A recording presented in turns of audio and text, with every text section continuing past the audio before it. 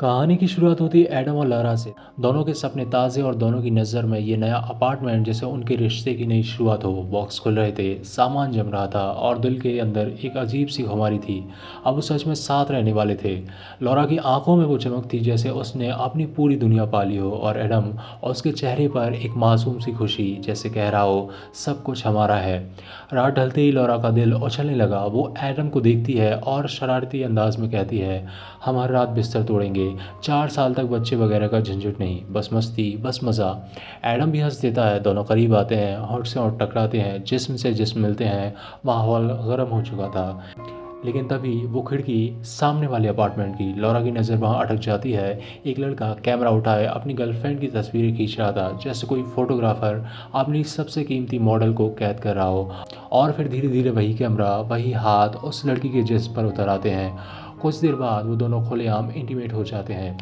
Laura और Adam का mood वहीं जम गया। दोनों के मुंह से एक शब्द निकला, वाह कितनी केमिस्ट्री है दोनों में, कितना गहरा रिश्ता लगता है। लेकिन लॉरा की आंखें ज़्यादा देर तक उस लड़के पर अटकी रहीं। रोनी और उसकी चाल, उसका कॉन्फिडेंस, उसका बेबाक अंदाज, कुछ तो था जो छुप रहा था और खींच भी रहा था। अगले दिन लॉरा अपनी क्लिनिक पहुंचती है। वो आंखों की डॉक्टर थी, शार्प, कॉन्फिडेंट और पेशेंट की फेवरेट। काम के बीच वो अपनी दोस्त को बताती है, हमारे सामने वाले अपार्टमेंट में एक क्यूट कपल रहते हैं, रोनी और सोफ़ी। कितना प्यार है दोनों में। उसकी आवाज़ में मासूमियत थी, लेकिन अंदर कहीं एक चिंगारी जल चुकी थी। रात को दोनों फिर से उसी खिड़की के सामने बैठे। अभी उनका नया शौक था, टीवी से ज़्यादा मज़ा इस रियल लाइफ शो में था। एडम और लॉरा ने अपने पड़ोसियों के नाम दे दिए, रोनी और सोफिया। लेकिन जैसे ही रोनी कपड़े बदलता है, लॉरा की सांस अटक जाती है। रोनी की शेप्ड बॉडी, उसका आत्मविश्वास, उसकी मर्दानगी, लॉरा का जिस्म जैसे खून मांगने लगे। अगले ही दिन लॉरा एक दूरबीन खरीद लाती है। एडम हंसकर पूछता है, सच में आप इतना पागलपन? लॉरा बस मुस्कुराती है। अब वो रोनी सोफिया की दुनिया और करीब से देखना चाहती थी। दूरबीन से झांकते ही लॉरा को झटका लगता है। आज रोनी सोफिया के साथ नहीं था, कोई और लड़की उसके साथ थी। वही पैटर्न, पहले तस्वीरें, फिर धीरे धीरे कपड़े उतारना, और फिर रोनी का वही जादू, जिस जिस जादू से कोई भी लड़की पिघल जाए। एडम को कसकर पकड़ते हुए वो फुसफुसाई। एडम भी गर्म हो गया। दोनों ने शुरू कर दिया, लेकिन सच्चाई कड़वी थी। एडम उतनी देर तक नहीं टिक पाया। लॉरा की प्यास अधूरी रह गई और उसकी आंखें फिर खिड़की की ओर मुड़ गईं। रोनी अब भी उस अजनबी लड़की के साथ मस्त था। लॉरा के दिल में जलन थी और ख्वाहिश भी।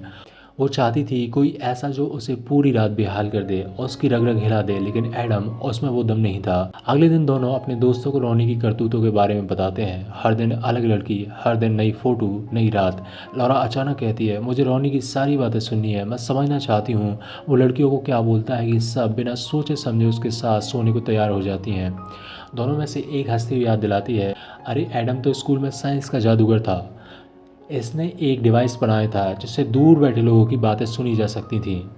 लॉरा की आंखें चमक उठती हैं। घर लौटकर वो एडम से जिद करती है, तुम्हें वो डिवाइस दोबारा बनाना होगा, मुझे रोनी की बातें सुननी है। एडम पहले मना करता है, लेकिन लॉरा की जिद, उसकी बेचैन आंखें और उसकी भूख देखकर आखिरकार मान ही जाता है।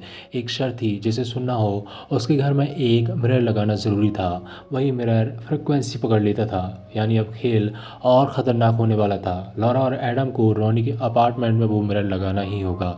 तो अब खेल असली चालाकी से शुरू होता है। किस्मत देखो, रोनी के घर में पार्टी थी और उसी बहाने एडम और लॉरा भी बुला लिए गए। दोनों पार्टी में तो मेहमान थे, लेकिन उनके घर का असली मकसद साफ था, रोनी के अपार्टमेंट में वो मिरर फिट करना।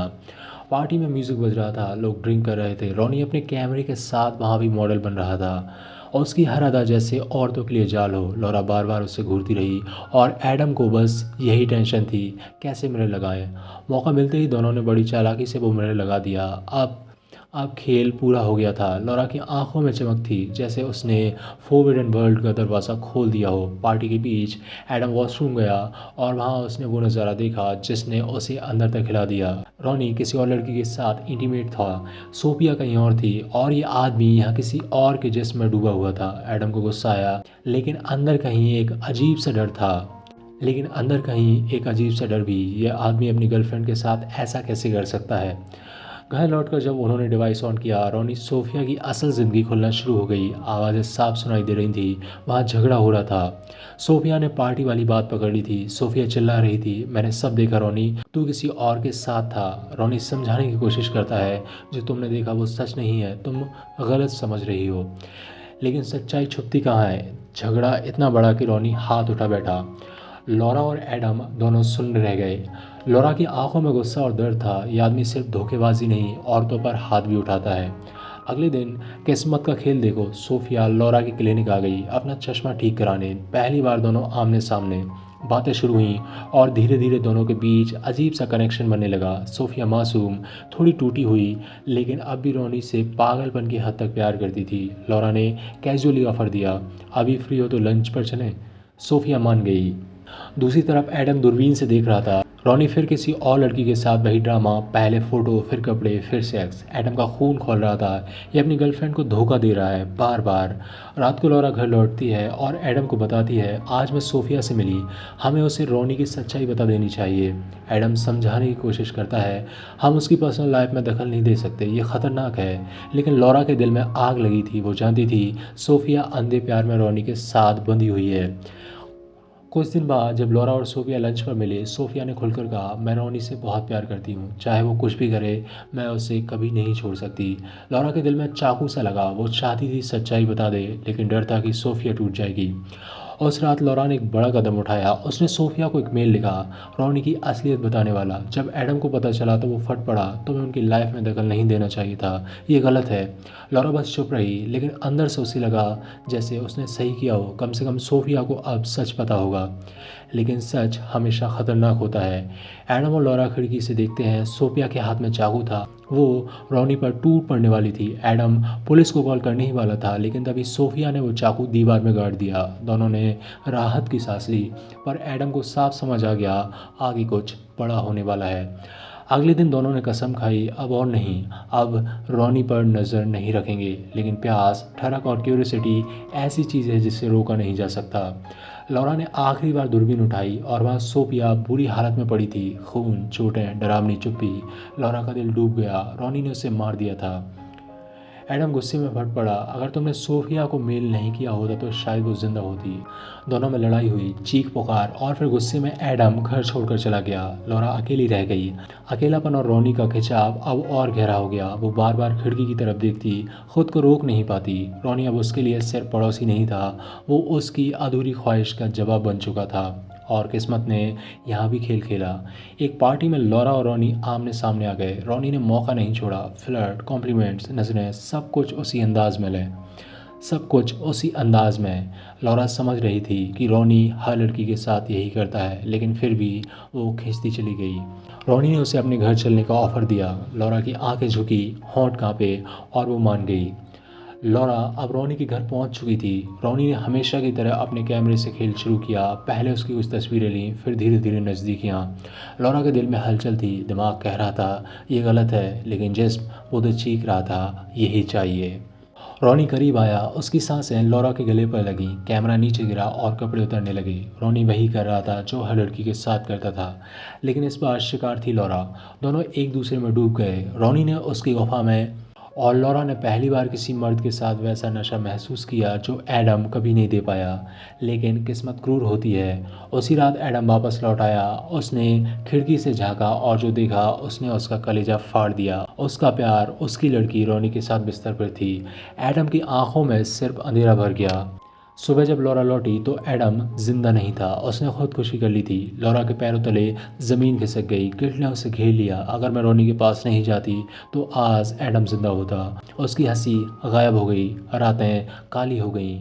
लेकिन कहानियाँ ख़त्म नहीं हुई। कुछ दिनों बाद लॉरा एक पार्टी में रोनी और सोफिया को देखती है। हाँ, सोफिया जिंदा थी, हंसती मुस्कुराती, सबके सामने रोनी के साथ अपनी लव स्टोरी सुना रही थी। लॉरा का दिमाग घूम गया।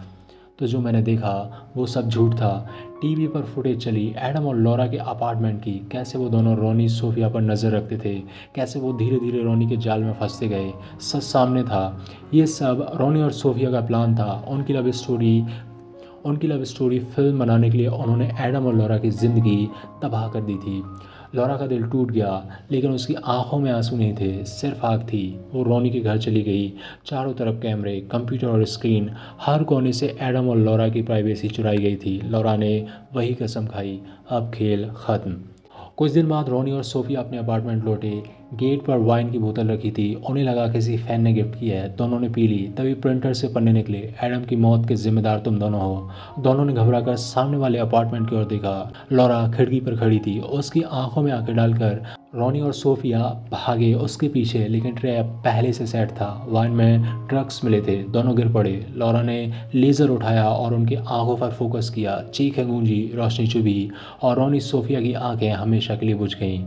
लॉरा ने बदला ले लिया, एडम की मौत का हिसाब बराबर कर लिया। अब रोनी और सोफिया वहीं रह गए, अंधे, टूटी हुई हालत में। कुछ हफ्तों बाद नए कपल उस अपार्टमेंट में शिफ्ट हुए और जब उन्होंने खिड़की के सामने झांका, वहाँ रोनी और सोफिया अपनी फूटी आंखों के साथ बैठे थे, अंधेरे में, हमेशा के लिए कैद।